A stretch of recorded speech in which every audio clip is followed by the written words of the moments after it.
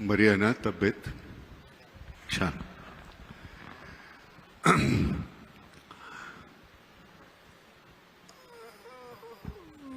उत्तर कुणीही द्या. मतदार म्हणून आम्हाला किंमत आहे का?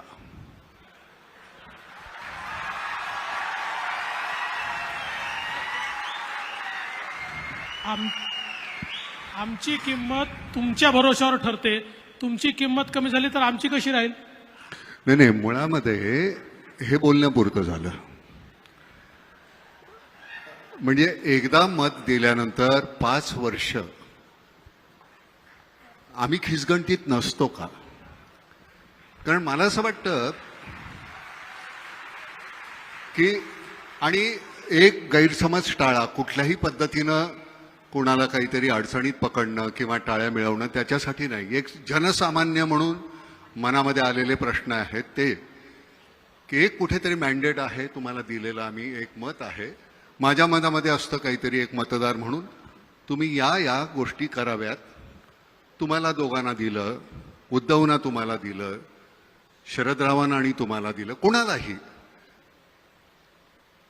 तर ते तुम्ही जर केलं नाही तर आम्ही काय करायचं तेवढं सांगा. 5 वर्षानंतर आम्ही करायचं ते करूच, पण त्याच्या आधी आम्ही काय करायचं?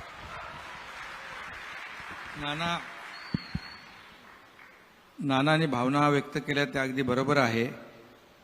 आम्ही जे 3 महिन्यापूर्वी जे केलं ते तुमचा आदर आणि मतदारांचा आदर आम्ही केलेला आहे, जो 2019ला व्हायला पाहिजे होता. कारण तुमचं म्हणणं बरोबर आहे. आम्ही शिवसेना भाजप युती म्हणून लढलो आणि सगळ्यांचंच म्हणजे मतदारांनी मॅन्डेट दिलं दोन्ही पक्षांना. आणि भाजपचे 100च्या पेक्षा जास्त आले, आमचे 56 आले. सगळ्या मतदारांनाही वाटलं होतं, तुम्हालाही वाटलं असेल की मॅन्डेटप्रमाणे लोकांच्या मताप्रमाणे सरकार स्थापन होईल. परंतु दुर्दैवाने तसं झालं नाही. पण ते आम्ही केलं 3 महिन्यापूर्वी. रागावू नका. 2.5 वर्ष का लागली त्याला? 2.5 वर्षामध्ये त्याला योग वेळ सगळं काळ पाहिजे ना. मध्ये कोविड होता. होय, ते निश्चितच आता होतं. आम्ही जर तिथे काहीतरी करायला गेलो होतो, यांना कोविड असताना असं का करतायत, आम्ही त्याला थोडं सांगत होतो. वेळ म्हणजे समजावून चर्चा चालल्या होत्या. प्रयत्न सुरू होता,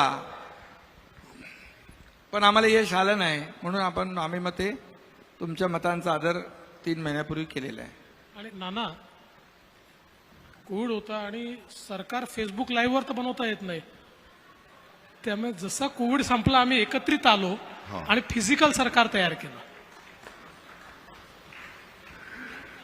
काय असतं फडणवीस साहेब, एक बार्टर सिस्टीम होती आपल्याकडे. 12 बलुतेदार होते ज्यावेळी, की आम्ही तुम्हाला हे देऊ, मग त्याच्या बदल्यात तुम्ही आम्हाला हे द्या.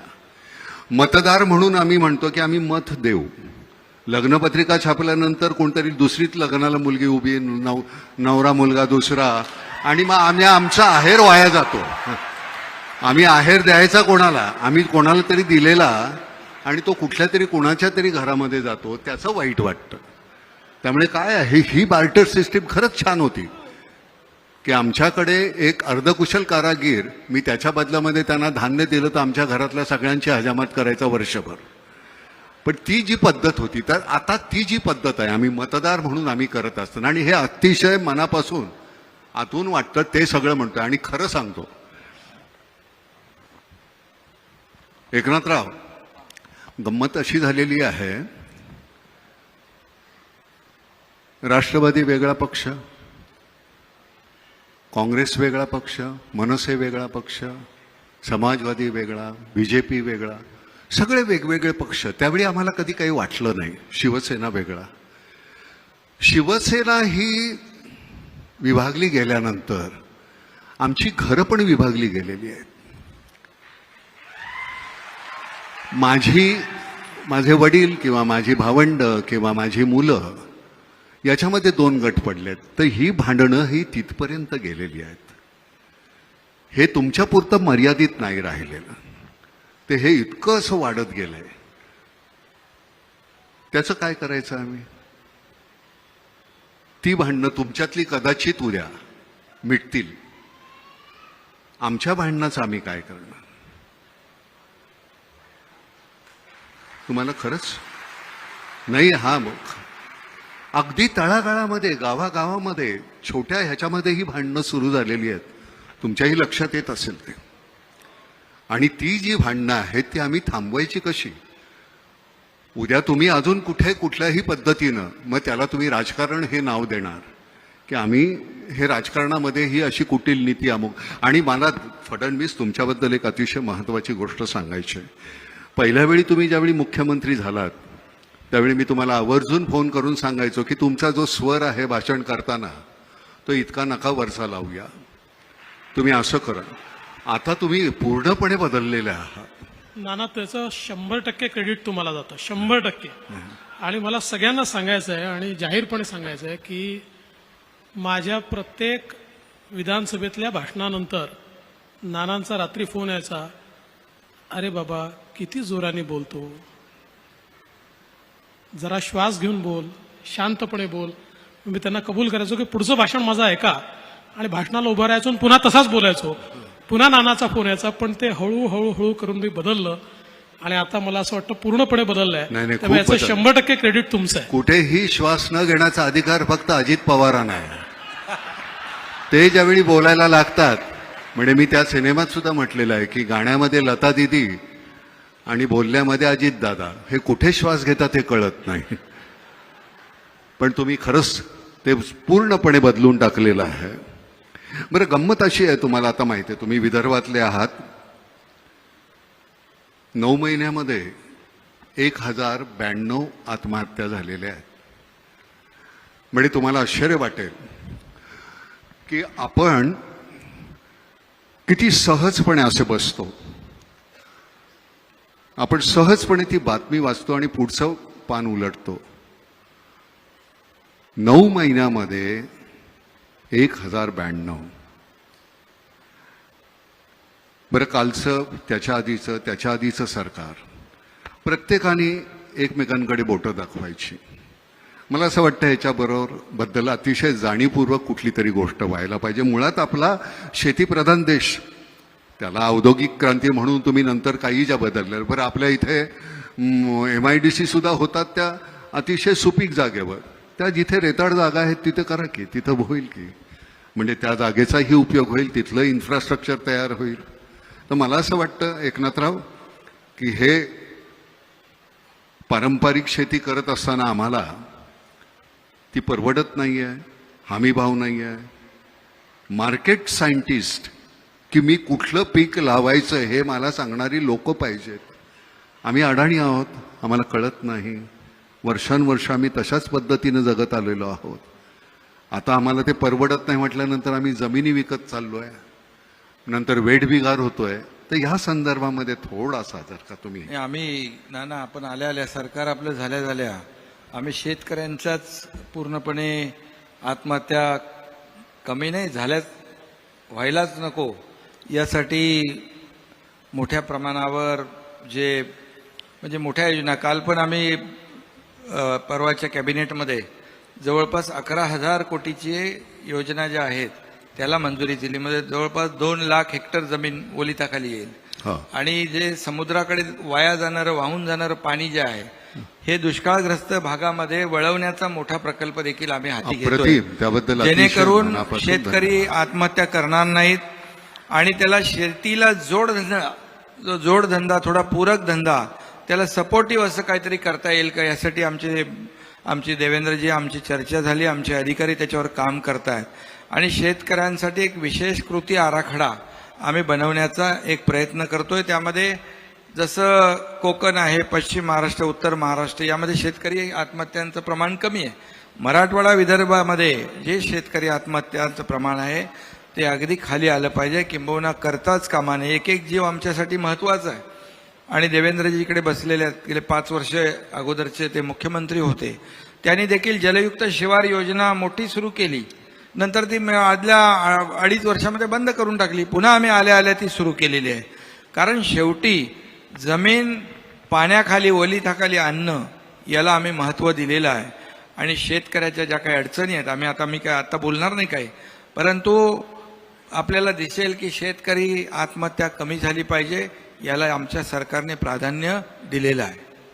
आणि नाना याच्यामध्ये एकच जोड देतो की मुख्यमंत्री मोदयांनी अतिशय करेक्ट सांगितलं. तुम्ही बघा, जिथे सिंचन आहे तिथे आत्महत्या नाही, आणि जिथे सिंचन नाही तिथेच आत्महत्या आहे. आणि म्हणून हा सगळा दुष्काळी पट्टा जो आहे याचा दुष्काळ नष्ट करण्याकरता पहिला प्रयोग आपण जलयुक्त शिवारचा केला. जलयुक्त शिवारमुळे 39 लाख हेक्टर जमीन ही रबीच्या पिकाखाली आली. त्यामुळे त्याला 2 पिकं, या सगळ्या दुष्काळी पट्ट्यात तो एक पीक घ्यायचा आणि ते पीक नष्ट झालं की त्याच्या जो काहीच उरायचं नाही, म्हणजे खायला देखील उरायचं नाही. आणि म्हणून आता जवळजवळ 27 TMC पाणी थांबलं. रबीचं आपलं क्षेत्र 39 लाख हेक्टरनी वाढलं. आणि आमचा संकल्प आहे की एकदा हे वाहून जाणारं पाणी हे जर आपण गोदावरी खोऱ्यामध्ये आणू शकलो, किंवा जे विदर्भातलं वाहून जाणारं पाणी या गोसेखुर्दच्या खालनं ते बुलढाण्यापर्यंत आणू शकलो, तर जवळजवळ सगळा आपला दुष्काळी पट्टा जो आहे हा ओलिताखाली येईल. आणि यासोबत एक अत्यंत महत्त्वाची आता आम्ही अजून योजना सुरू केली आहे. आपल्याकडे आपण शेतकऱ्यांना अर्धे दिवस सकाळी वीज देतो आणि अर्धे दिवस रात्री देतो. त्याला साप विंचू सगळा सामना करत अर्धे दिवस रात्री काम करावं लागतं, कारण दिवसा आपण देत नाही. आणि म्हणून आता आपण 100% फिडर जे आहेत ॲग्रिकल्चर हे सोलरवर आणतोय. आणि त्याचा 2 वर्षाचा कार्यक्रम हातात घेतला. 3 वर्ष लागतील फार तर. 4000 मेगावॅटचे सोलर आपण सगळे ॲग्री फिडर करतोय. शेतकऱ्याला रोज दिवसा 12 तास वीज त्या ठिकाणी मिळेल. आणि याचं इतकं डिसेंट्रलाइज मॉडेल आपण तयार केलं आहे की मुख्यमंत्री आणि मी बैठक घेतली, आणि मग डिसेंट्रलाइज पद्धतीनं हे सोलार करण्याकरता जमिनी मिळत नाही. तर आता आम्ही योजना अशी तयार केली आहे की ज्या योजनेमध्ये जो शेतकरी त्याची जमीन किरायाने देईल, भाड्याने देईल, 2 एकर 3 एकर 5 एकर 1 हेक्टर, त्याला आम्ही साधारणपणे 60,000 ते 75,000 रुपये भाडं देणार आहोत. म्हणजे त्याला आज जेवढं पीक नाही आहे त्यापेक्षा जास्त त्याला जमिनीचं भाडं 30 वर्ष सातत्याने आम्ही देऊ. त्यामुळे त्याचं नुकसान होणार नाही. आणि त्या जमिनीवर सोलर लावून त्या संपूर्ण फिडरवरचे जेवढे शेतकरी आहेत या सगळ्या शेतकऱ्यांना आम्ही 12 तास दिवसा वीज देऊ. एकीकडे विहिरी आपण केलेल्या आहेत, पण वीज नसल्यामुळे त्याचं पीक सुकतं आहे. त्यामुळे ती वीज जर त्याला दिवसा मिळाली तर आत्महत्यांचं प्रमाण निश्चितपणे कमी होईल. निश्चितपणे ह्याला थोडासा वेळ लागेल. तुम्ही 3 वर्ष म्हणताय ते. झरीला आम्ही हा प्रयोग केला होता. लोकांची जमीन भाड्याने घेतली. तुमचं वार्षिक उत्पन्न किती आहे? 30,000. 30,000च्या बदली 60 दिले, आणि ती घेतलेली त्यांची जमीन होती.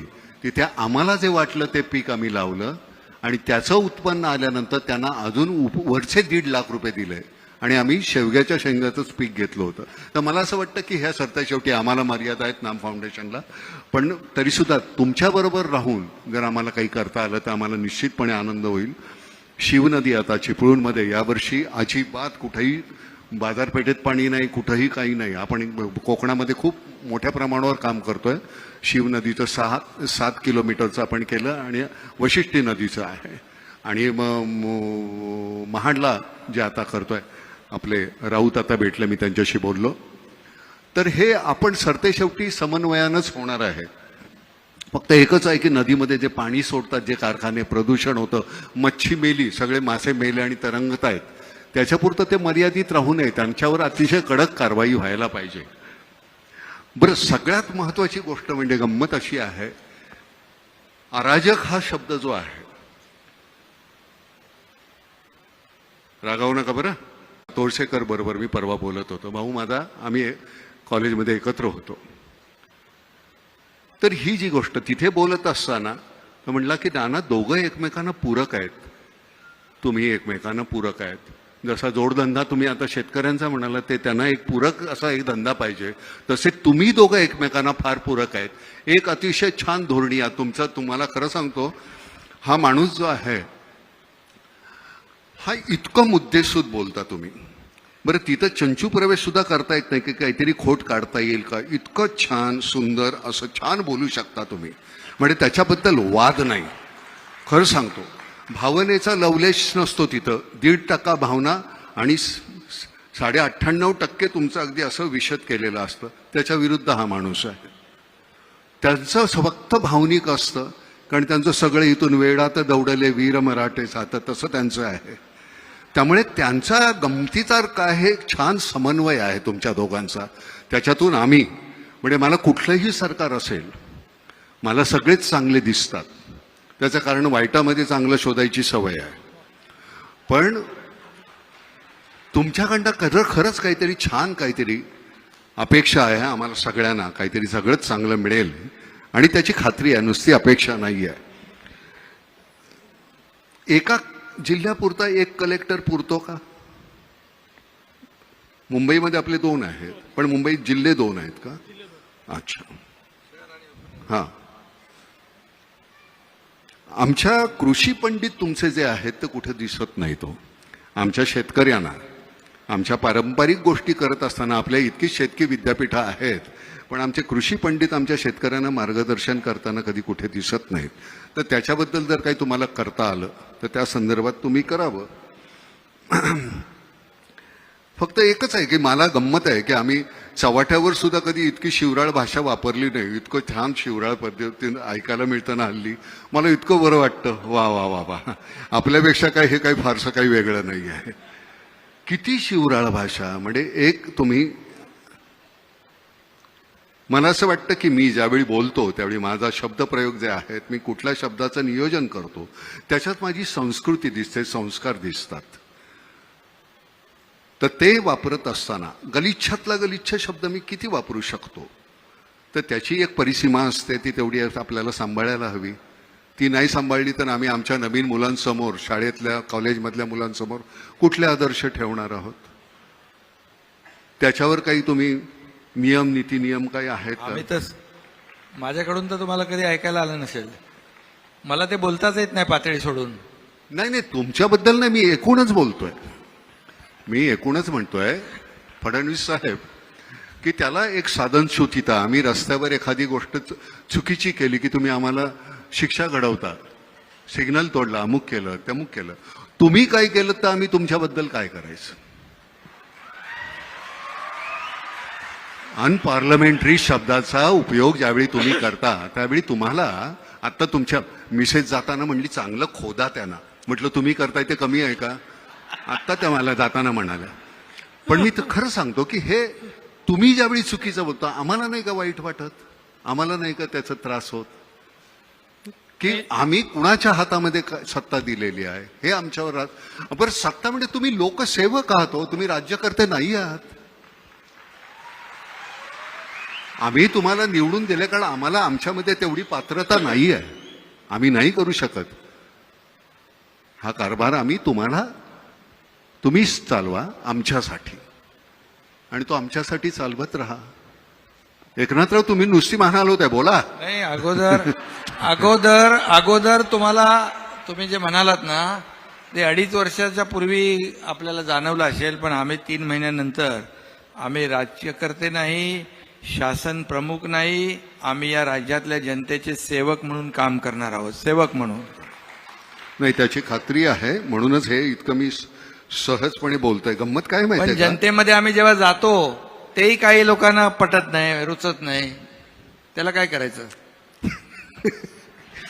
नाही, गंमत काय झाली माहितीये का? त्या दिवशी फडणवीस साहेब, आम्ही एक अशी सहज कुठेतरी गोष्टी ऐकत असताना एक गोष्ट छान ऐकली बरं का.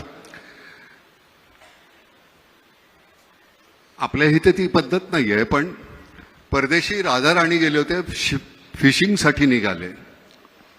आपल्याकडे ती पद्धत नाहीये, आणि फिशिंगला निघालेला असताना रस्त्यामध्ये एक गाढवावर बसून एक कोळी चालला होता, खांद्यावर गळ होता. राजाने विचारलं, काय रे, मच्छी पकडायला का? तो म्हणला, नाही महाराज, आज मच्छी पकडायला जाणार नाहीये, वादळ आहे, खूप मोठा पाऊस येणार आहे. म्हटलं, मूर्ख माणसा, मी माझ्याकडे खूप पगार देऊन हवामान तज्ज्ञ ठेवलेला आहे. त्यांनी सांगितलं, तुम्ही जा, खुशाल, काही होणार नाहीये. राजा पुढे गेला, खूप वादळ झालं, पाऊस आला, त्रेधा तिरपीट झाली. राजा दरबारात गेला, प्रधानाला सांगितलं, त्या माणसाला आणा बघू, हवामान तज्ज्ञाला. त्याला लाथ घालून हाकलून लावा आणि त्या कोळ्याला बोलवा आणि त्याला अपॉइंट करा. कोळी आला, तो म्हणला महाराज मला यातलं काही कळत नाही हो. तो म्हणलं मग त्या दिवशी कसं सांगितलंस पाऊस येणार वादळ होणार. तो म्हणला माझ्या गाढवानं कान खाली टाकले की मला कळतं पाऊस येणार आणि वादळ होणार. तर म्हणलं मग ठीक आहे गाढवाला अपॉइंट करा. म्हणजे राजेशाही गेली लोकशाही आली पण ती अपॉइंट करण्याची पद्धत काही गेलेली नाही अजून. तर ही जी गंमत आहे, अरविंद इनामदार आमचे जे कमिशनर होते त्यांची एक पद्धत होती बोलण्याची, या देवा कसं काय देवा काय काय आणू का तुम्हाला काय देवा. त्यांच्याशी बोलताना एक दिवस ते म्हणाले नाना मला काही कळत नाही आमच्या पोलीस खात्यातल्या लोकांना, काही मंडळी ना सगळ्यांना नाही पण ते का पैसे खावेसे वाटतात. अहो आम्हाला जेवढा पगार मिळतो का नाही तो खर्च होत नाही हो. त्या माणसाची म्हणजे शेवटपर्यंत अरविंद इनामदारांच्या घरी ब्लॅक अँड व्हाईट टीव्ही होता. अरविंद इनामदार गेले तेव्हा सुद्धा. तर ही आपल्याकडे अशी माणसं आहेत. लालबहादूर शास्त्रींच्या घरी ज्यावेळी त्यांचे मित्र पैसे मागायला गेले, मला एक 200 रुपये पाहिजेत, त्यावेळेचे 200 रुपये, लालबहादूर शास्त्री म्हणले माझ्याकडे नाही आहेत एवढे पैसे. त्यांची बायको म्हणाली नाही माझ्याकडे आहेत. तिने 200 रुपये दिले काढून. शास्त्रींनी विचारलं तुझ्याकडे एवढे पैसे आले कुठून. ती म्हणली नाही दर तुम्ही पगारातून देताना त्यातले 5-10 रुपये मी वाचवते. त्यांनी गव्हर्नमेंटला पत्र लिहिलं की मला ह्याच्या पुढे माझा 10 रुपये पगार कमी करा. यशवंतराव चव्हाण गेले त्यावेळी त्यांच्या खात्यावर 25,000 रुपये नव्हते. आपल्या मंत्र्यांच्या म्हणजे साधा आपला नगरसेवक आज निवडून आला की पुढच्या वर्षी तो कोट्याधीश असतो. त्याची चौकशी का नाही होत. म्हणजे मला कळतं की हा भ्रष्ट आहे पण तुमच्या का नाही लक्षात येत. त्याच्यावर कारवाई व्हायला पाहिजे की नाही एकनाथराव. म्हणजे तुम्ही आमची मी 100 रुपये आल्यानंतर 30 रुपये इन्कम टॅक्स भरतोच, 18 रुपये तुम्ही अजून GST घेता. हे सगळं आम्ही केल्यानंतर सुद्धा आमच्या चौकशा होतात, तुमच्या का नाही होत. मला असं वाटतं की भ्रष्टाचार ही केवळ राजकारणच नाही, आपल्या संपूर्ण व्यवस्थेला लागलेली कीड आहे. आणि दुर्दैवाने ही संपवायची असेल तर खूप सामूहिक प्रयत्न करावे लागतील. याचं कारण असं आहे की आपण बघा, भ्रष्टाचाराकरता जेलमध्ये जाऊन आलेले, अनेक प्रकरणांमध्ये अडकलेले असे लोक थम्पिंग मेजॉरिटीने निवडून येतात. त्यांना लोक वारंवार निवडून पाठवतात आणि मग त्यातनं समाजामध्ये भ्रष्टाचाराबद्दल कुठलाही तिरस्कार तयार होत नाही. जोपर्यंत समाज चांगल्याला चांगलं म्हणणार नाही आणि वाईटाला वाईट म्हणणार नाही तोपर्यंत ही परिस्थिती बदलणार देखील नाही. आणि म्हणून मला असं वाटतं की एक सामूहिक प्रयत्न आपल्या सगळ्यांना करावा लागेल. उदाहरणार्थ अनेक वेळा आम्हाला लोक विचारतात की का हो तुम्ही इतके गुन्हे आणि कसं त्यांना तुम्ही तिकीट देता. तर आम्हाला त्याला सांगावं लागतं की बाबा त्याच्यावर गुन्हे आहेत पण तोच निवडून येतो आणि दुसऱ्याला मी खूप चांगला साळसूत सुंदर स्वच्छ टिकाऊ त्याला उभं केलं, डिपॉझिट चाललंय त्याचं. त्यामुळे राजकीय नेते केवळ हे बदलू शकत नाही, समाजाला बदलावं लागेल. आणि केवळ समाजावर टाकूनही चालणार नाही, राजकीय नेत्यांना देखील हे परिवर्तन झालं पाहिजे असं वाटावं लागेल. मला असं वाटतं की मोदीजी आल्यानंतर काही प्रमाणात हे सुरू झालंय.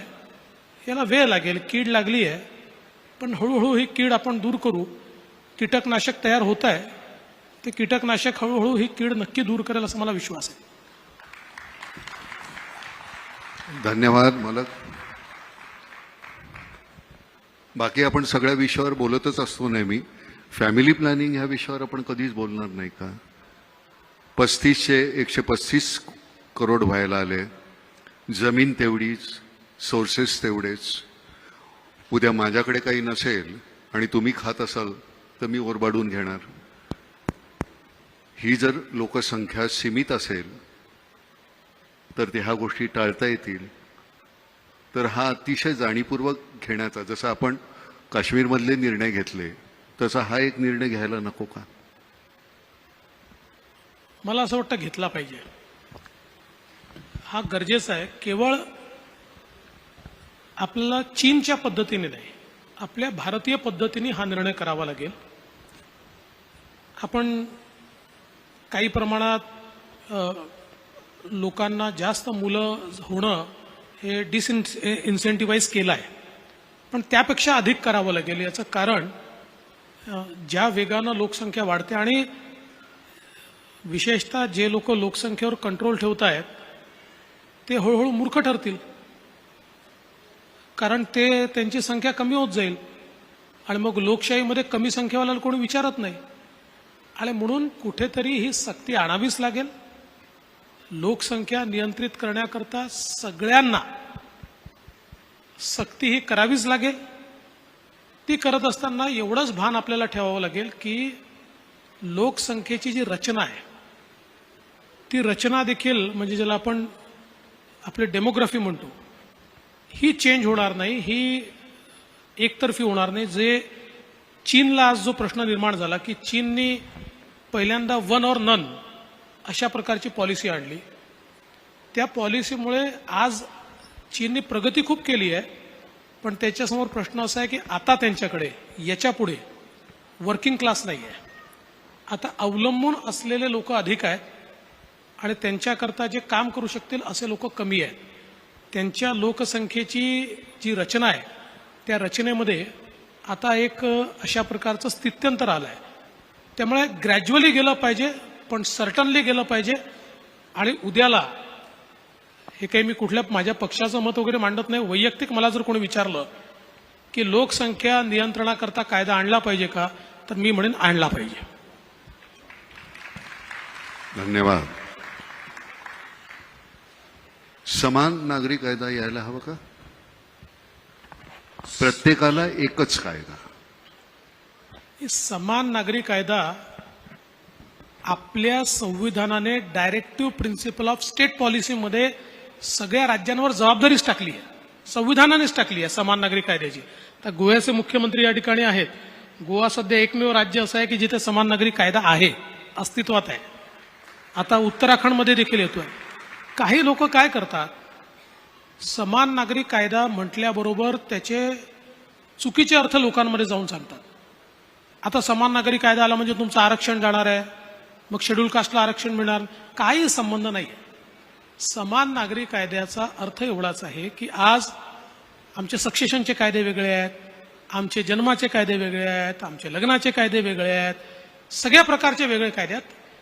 एक देश, एक समाज, एक कायदा, अशा प्रकारे हा समान नागरी कायदा ज्यावेळेस डॉक्टर बाबासाहेब आंबेडकरांनी संविधान लिहिलं त्यावेळेस त्यांना अपेक्षित होतं आणि म्हणूनच त्यांनी संविधानात डायरेक्टिव्ह प्रिन्सिपल ऑफ स्टेट पॉलिसीमध्ये लिहिलं आहे की राज्य हा प्रयत्न करेल की समान नागरी कायदा आणला पाहिजे.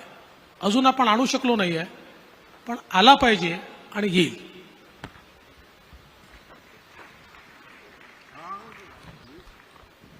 तुम्ही बोलत नाही म्हणून मी बोलत राहिलो. मी मधात बोलत नाही. आशा आहे का? मी मधात बोलत नाही. होय का?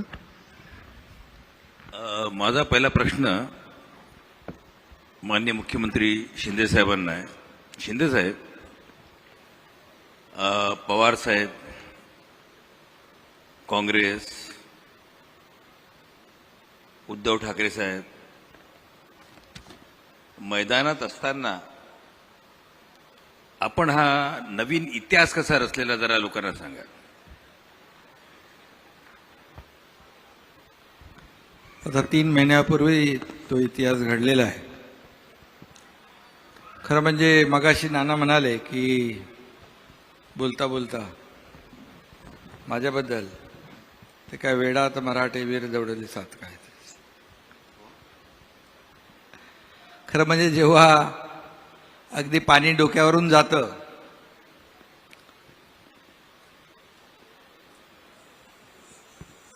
आणि त्यावेळेस किंबहुना जी आपली नीतिमूल्य आहेत, आपली भूमिका आहे, आपल्या पक्षाची आयडिओलॉजी आहे, आपल्या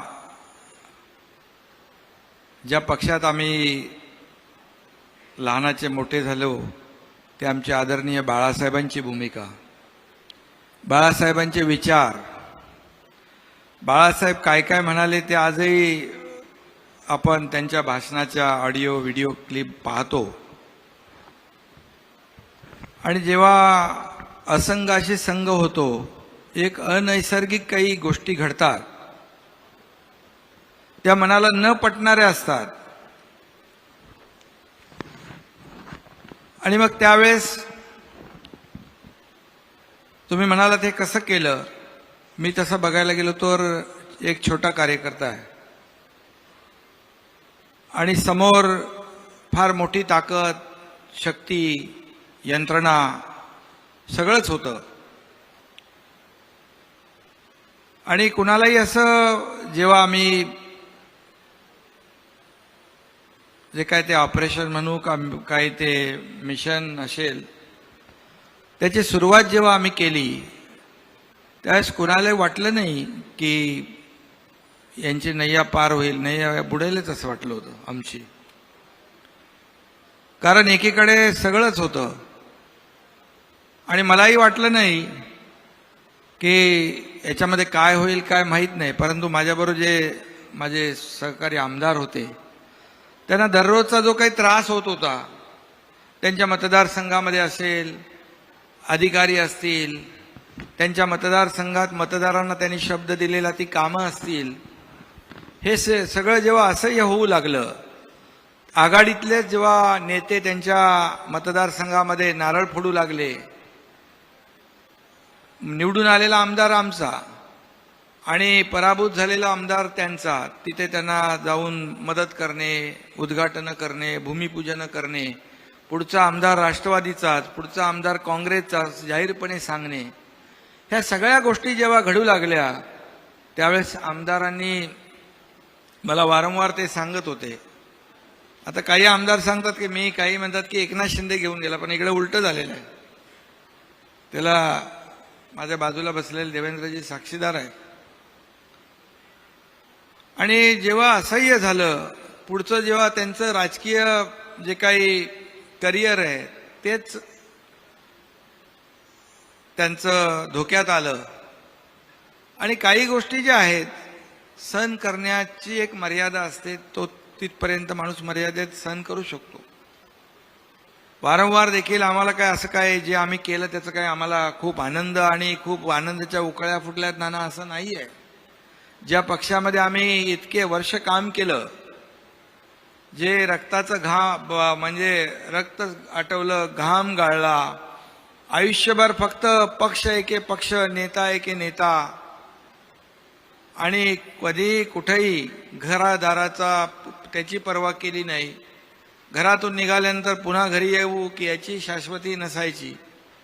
आणि अशा परिस्थितीमध्ये आमच्या कुटुंबाने देखील खूप सॅक्रिफाईस केलं, प्रत्येकाच्याच. आणि हे सगळं करत असताना जेव्हा असं कुठेतरी चुकीचं जेव्हा घडू लागलं, लोकशाहीमध्ये पक्षचे प्रमुख असतात, त्यांना अधिकार असतात, परंतु ते पक्ष मोठा करण्याचे अधिकार असतात. आपल्या सोबत असलेल्या सहकाऱ्यांना विश्वासात घेऊन निर्णय घेण्याचे अधिकार असतात. परंतु एखाद्या वेळेस पक्षाचं अहित होतंय, पक्षाचं नुकसान होतंय, आणि जेव्हा त्यावेळेस पक्ष वाचवण्यासाठी, पक्षाचं नुकसान वाचवण्यासाठी जेव्हा एखादं सजेशन, एखादी सूचना आणि एखादी विनंती केली तर त्याच्यामध्ये चूक काहीच नाही. आणि अशा 5 वेळा मी विनंत्या केल्या की करेक्शन झालं पाहिजे, दुरुस्ती झाली पाहिजे, लोकांचा जो काय 2019ला जी आपण चूक केली आहे ती सुधारली पाहिजे. संधी अनेक वेळा आल्या होत्या, परंतु दुर्दैवाने ते केलं गेलं नाही. त्याच्या खोलात मी आज जात नाही, कारण त्या गोष्टी मला आणि त्यांनाच माहीत होत्या. आणि मग शेवटी ठरवलं, मग आता एकनाथ शिंदे हा कार्यकर्ता बाळासाहेबांचा आहे, आनंद दिघे साहेबांच्या सोबत मी काम केलेलं आहे. काय होईल माहीत नाही मला, पण आता लढून काय होईल ते होऊ दे, लढून शहीद झालो तरी चालेल, पण लढाई लढायची असा निर्णय घेतला आणि हे मोठं काम आम्ही केलेलं आहे. म्हणजे बाजूला होताना देवेंद्र फडणवीसांशी बोलणं झालं होतं का काही? हा, आम्ही संपर्कात होतो ना, हा संपर्कामध्ये होतो. हा कारण शेवटी आमचा संपर्क आजचा नाही ना. नाही 5 वर्षापूर्वीपासून 5 वर्षाचं सरकार जे होतं आधी शिंदे आम्ही सोबत साहेब. काम केलेलं. शिंदे साहब, आप देवेंद्र फडणवीस जी को कितने साल से जानते हैं? बहुत सालों से जानते हो. जब भी वो विधायक थे, मैं भी विधायक था, वो अपोजिशन में हम लोग साथ ही में काम किया है, और बाद में हम लोग सरकार में आए तो मैं उनके साथ मंत्री के नहीं, मैंने ये सवाल इसलिए पूछा आपसे कि देवेंद्र जी ने, मतलब देवेंद्र जी किसी को समझ में नहीं आता, उनके पेट में क्या है, वो क्या करना चाहते हैं, उनके चेहरे पे भी पता नहीं चलता है. हे शरदरावांबद्दल बोलायचं लोकपूर्वी. नहीं, आपका अनुमान गलत है. आता आपका आता शरदराव जे आहेत, शरदराव जे आहेत, आता नानांनी बरोबर सांगितलं. तर जे मोठमोठाले इथे राज्य करते आहेत, विशेष रूप से जैसा इन्होंने शरदराव जी का नाम लिया, शरदराव जी है, कांग्रेस है, शिवसेना है, इनको समझ में भी नहीं आया कि कब ये चलेंगे करके. देखो, इसमें क्या विश्वास की बात है, और मैं एक बार किसको विश्वास दिलाता हूं वो पूरा करता हूं.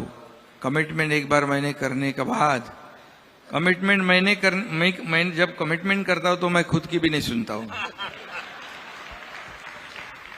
तो इस पे से एक सवाल मेरे दिमाग में ये आया कि कमिटमेंट की जो बात कही आपने, मुंबई ये देश की आर्थिक राजधानी है,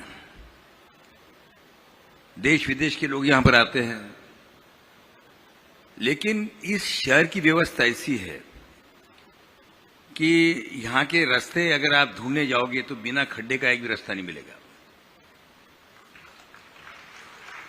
तो मैं ये जानना चाहता कि इस खड्डे में कौन सी पार्टी खत्म होंगी और कौन सी पार्टी जिंदे रहेगी. नहीं, इसके आपने जो सवाल पूछा है बहुत ही बराबर सवाल पूछा है, क्योंकि पिछले कई सालों से यह मुंबई के खड्डे जो है लोगों को तकलीफ दे रही है. आप भी बहुत छापते हो वो खड्डे, 3000 खड्डे हैं, फिर 1000 खड्डे दुरुस्त हो गए, मीडिया भी दिखाती है सब. लेकिन मैं आपको कहूंगा, जब हमारी सरकार बन गई, पहले मैंने क्या काम किया, मैंने कमिश्नर चहल को बुलाया. मैं बोले, भाई कितने किलोमीटर रोड है? बोले 1900 किलोमीटर रोड है.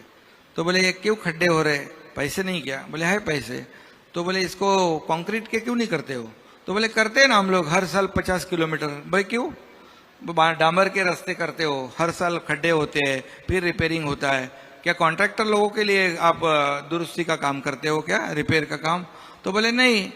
तो मैं बोला ऐसा करो, अभी आप 500 किलोमीटर के रोड कंक्रीट के ले लो.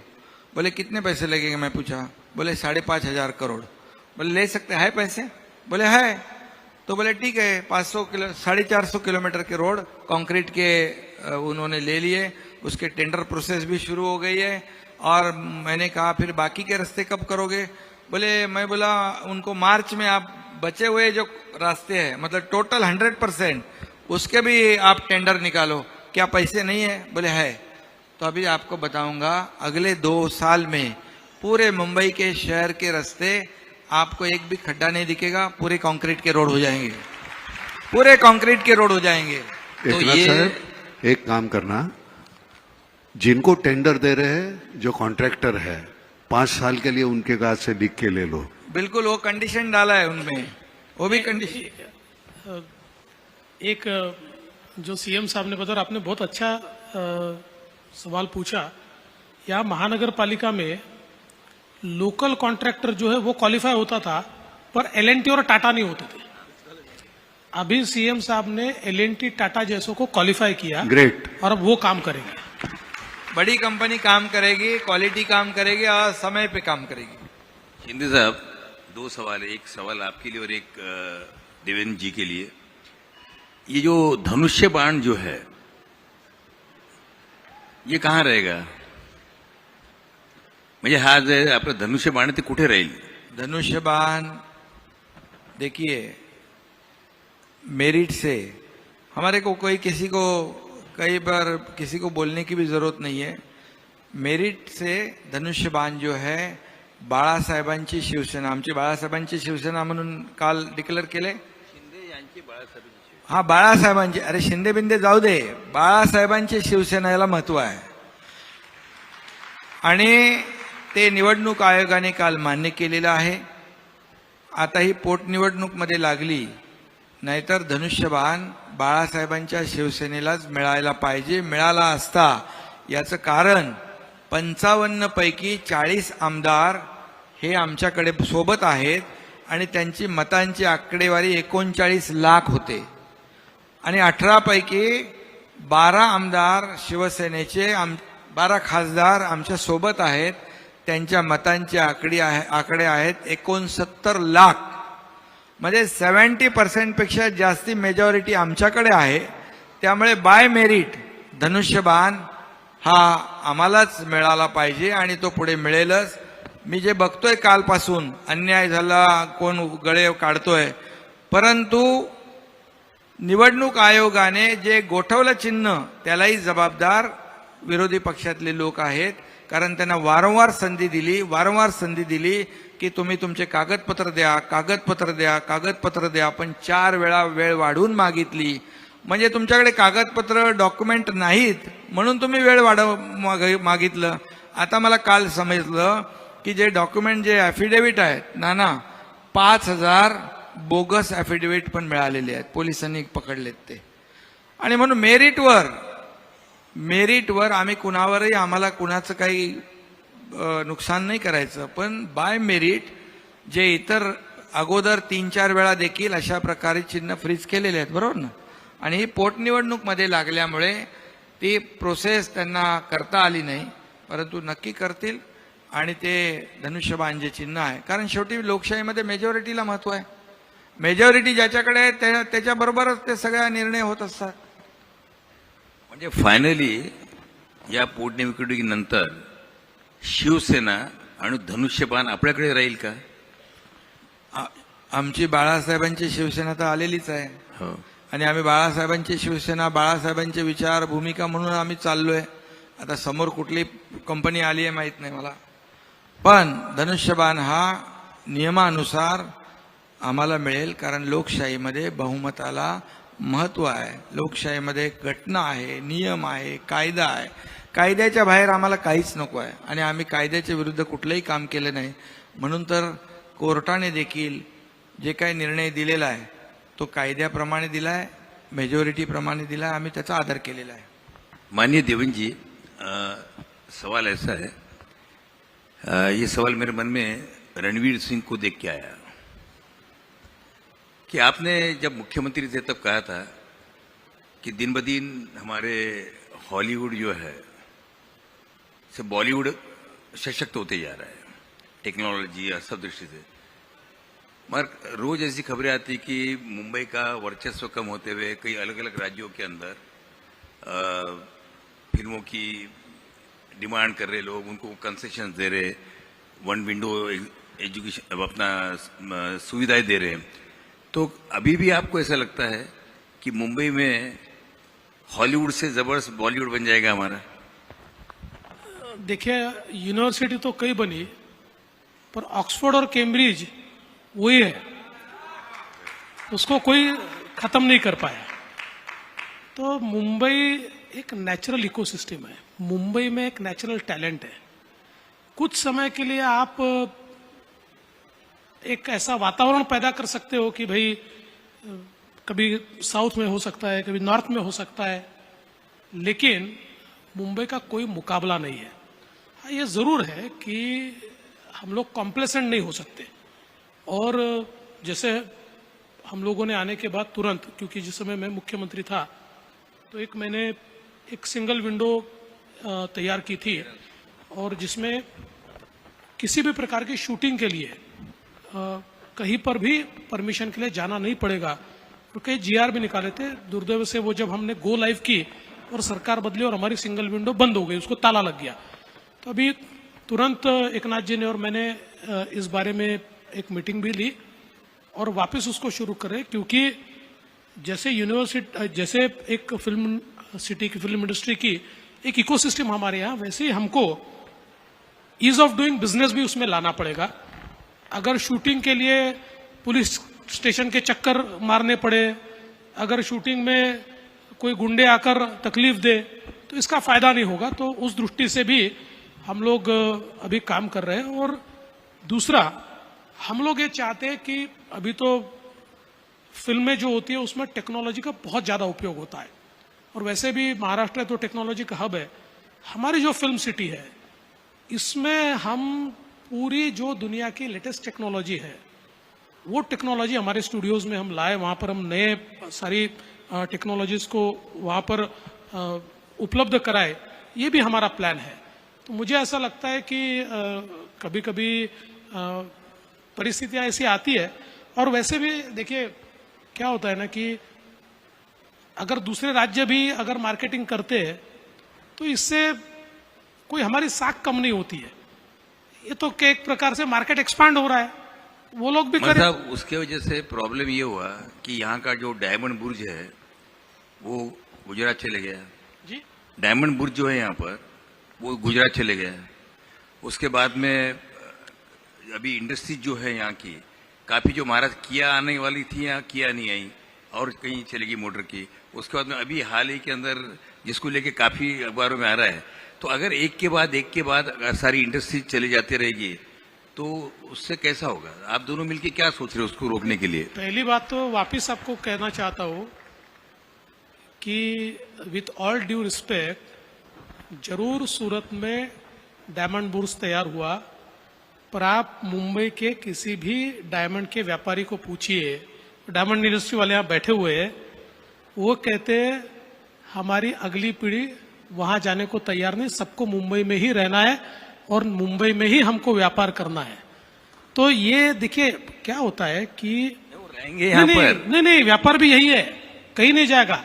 आज भी सबसे ज्यादा एक्सपोर्ट भारत डायमंड बुर्ज अपने बाजू में ही है, वहीं से देश का सबसे बड़ा एक्सपोर्ट हम करते हैं, वहीं से करते हैं। और मैं कहता हूं देखिए, ये इंडस्ट्री इधर चली गई उधर चली गई, मैं आपको आंकड़ों के साथ बताता हूं। 2014 से लेकर 2019 तक महाराष्ट्र एफडीआई में नंबर 1 रहा, इन्वेस्टमेंट में नंबर 1 रहा। नंबर 1 यानी कितना?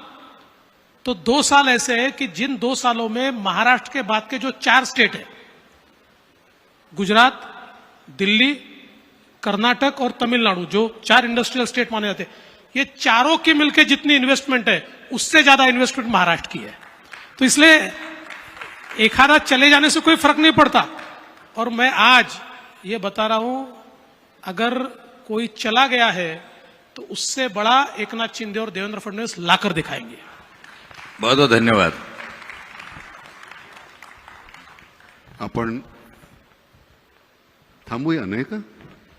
कारण काय सगळ्याच प्रश्नाची उत्तरं तुम्ही छान दिल्यात। आता आम्ही फक्त वाट पाहणं आमच्या नशिबी आहे, तेवढे आम्ही पाहणार आणि निश्चितपणे तुम्ही काहीतरी छान करणार। एकनाथराव, तुम्ही ज्या पद्धतीनं मांडता हल्ली ना, म्हणजे एक तर पहिल्यांदा तुम्हाला कधी यापूर्वी ऐकायला मिळालं नव्हतं आम्हाला, पण ज्या पद्धतीनं तुम्ही बोलता म्हटल्यानंतर गुणनाई वाण काहीतरी लागलेला दिसतोय पलीकडचा।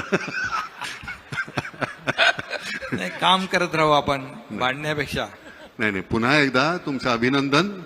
आणि तुम्ही शांतपणे इतकं सगळं ऐकत होतात त्याच्याबद्दल फार गुडी गुडी बोलायला बरं नाही वाटत, कारण काय होतंय की सरते शेवटी कधी असं बोलत नाही। नाही, मी बोलत नाही असं नाहीये, कारण खतखत ही माझी मनातली माझ्या नाहीये, ही सगळ्या सर्वसामान्य लोकांच्या मनातली खतखत आहे जे ज्याच्याबद्दल।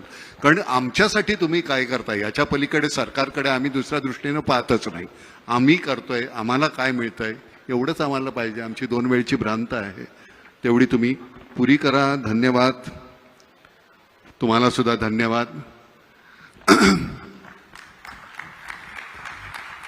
एक दोघांना 1 मिनिटाची एक विनंती आहे की इथे जे आपण आपल्या पश्चात आम्ही IPS आणि IAS ज्यांनी चांगलं काम केलं त्यांना अवॉर्ड दिलेला आहे. जर ते या सभागृहामध्ये असतील ज्यांना अवॉर्ड मिळालेला विजय बाबू तर ते आता सर्व अवॉर्डीज मागे आहेत, त्यांना पुढे बोलवतोय, त्यावेळेला त्यांची भेट होईलच तिथे. ओके, धन्यवाद.